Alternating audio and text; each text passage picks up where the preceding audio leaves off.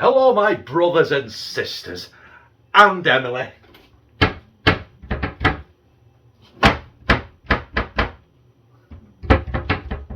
And welcome back to another action-packed episode of Chris the Butcher and Friends. Right, I'm filming this Sunday. It's roughly about 12:30, I think. I've not looked at the time, I'll be honest. It's about dinner time. I don't think this will be up Sunday because this might take a while to film and edit and do. And also, it's not going to be a budget thing because this piece of lamb I've got here. Now, lamb is my favourite cut of meat. That there is a full English shoulder of lamb. And a piece of meat like that, up here in the north, will set you back about 18 quid. Now, I didn't pay that. I bought this off a friend of mine who has a butcher's in Lees. It's called Windsor Meats. And he did it me at cost, and I think it worked out £13, something like that. But normally it would be about 18 quid. Which I know is a lot of money for a piece of meat. And one piece of meat to do a Sunday dinner. There is 5 of us. But it is quality meat. And all the meat he does is quality as well.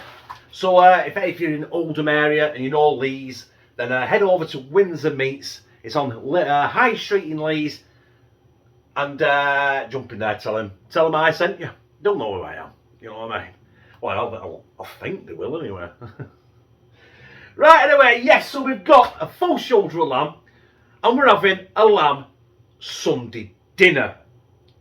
I'd say without trimmings, but we're not having trimmings. I don't know what we're having with it, actually. I know I'm going to have mash and I'm going to have roast potatoes. I've got some Savoy cabbage, not Savoy. Got some carrots, and we've got some tender stem broccoli, and I might make my own Yorkshire puddings. So with that said, let's crack on.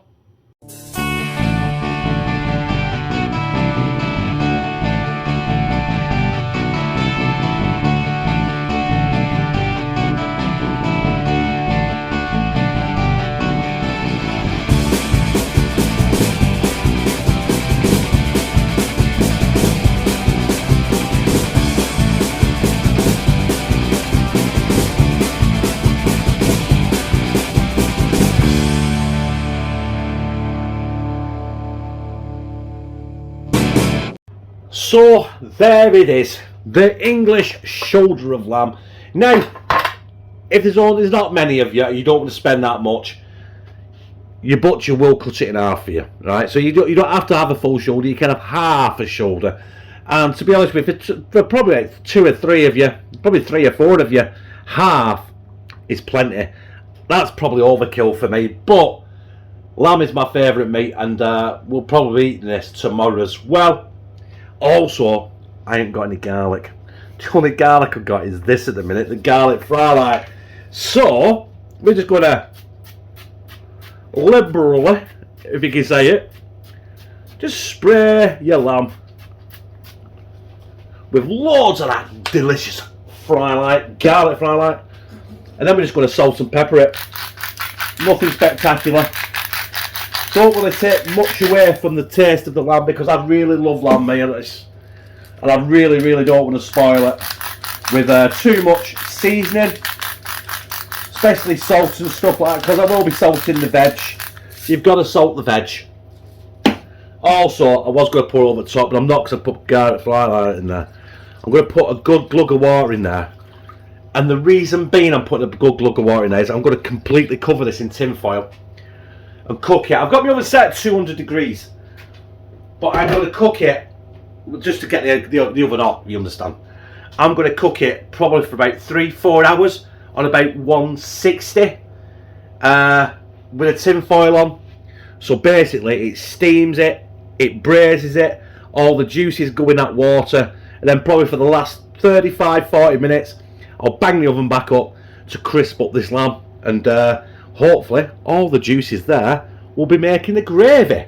So I'll get this covered in tin foil, I'll bang it in the oven, and we'll be back in about, what should I say, probably about 2.5-3 hours when we're prepping veg. So as you can see, I have got the veg prepped. We've got our Savoy cabbage, we've got some carrots, we've got some tender stem broccoli and green beans.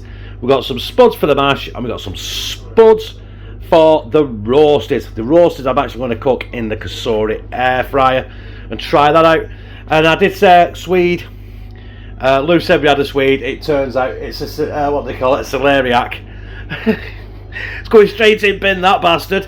And yeah, and the lamb has been in for about 3 hours, so I think we'll get it out and have a look at it. So our lamb has been in the oven for 3 hours. I'm going to take the tin foil off. I'm going to try and keep it in one piece because I might cover it and cook it for another hour yet. You got to be this is the point where you've got to be really careful.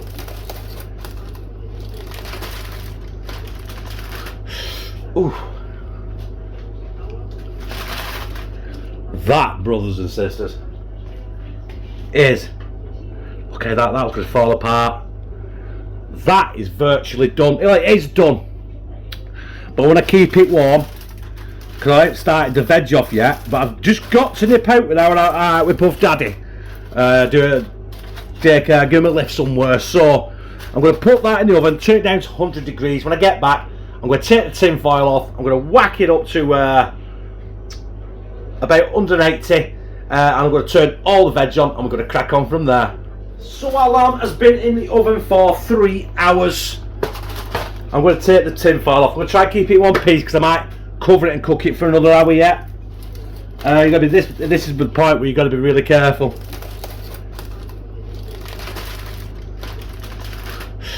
Ooh.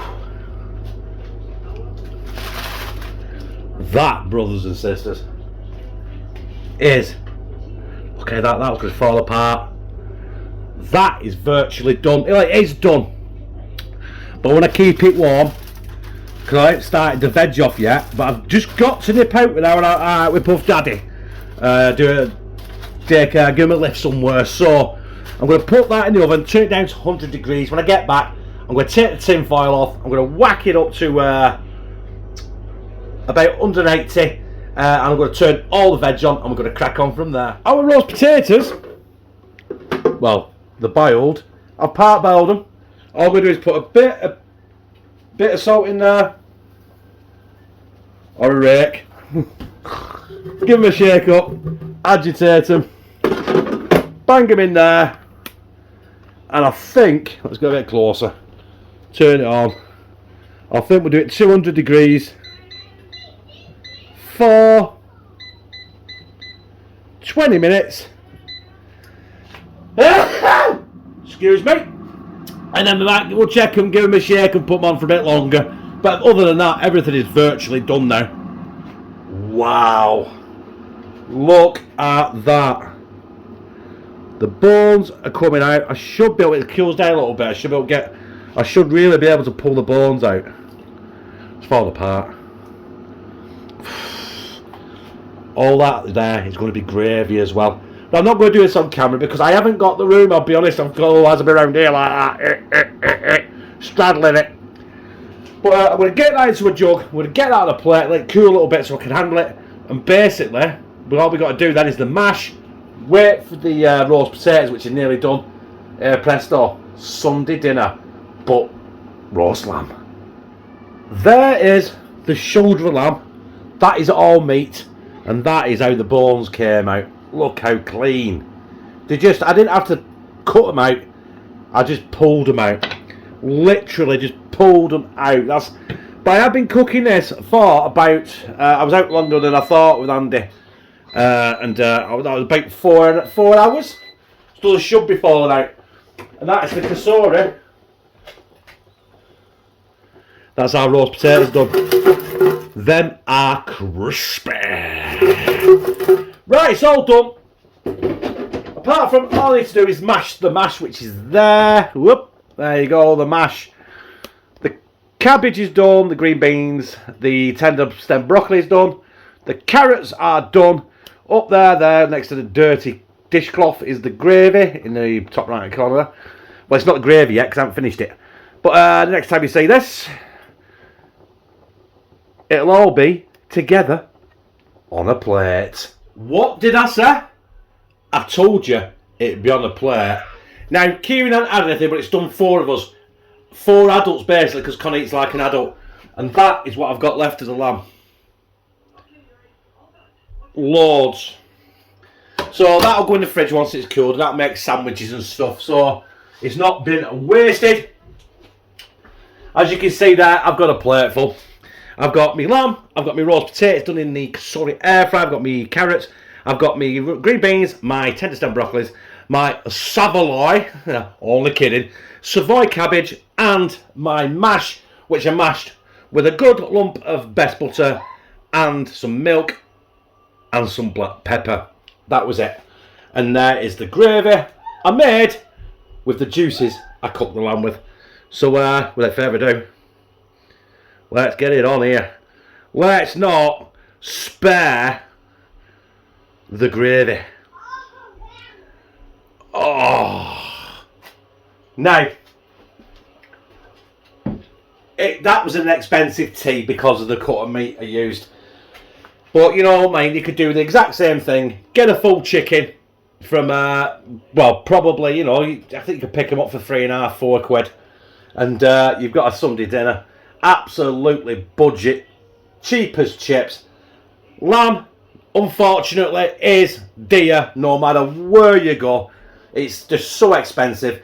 And like today, for me and Lou and kids, it's a treat. And we probably won't have that till next year again.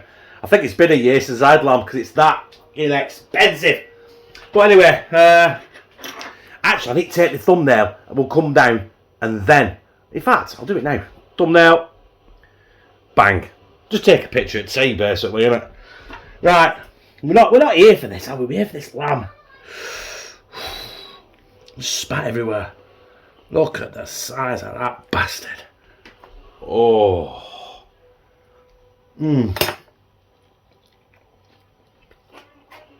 honest to God, it's just melting in your mouth. You don't need teeth to eat this.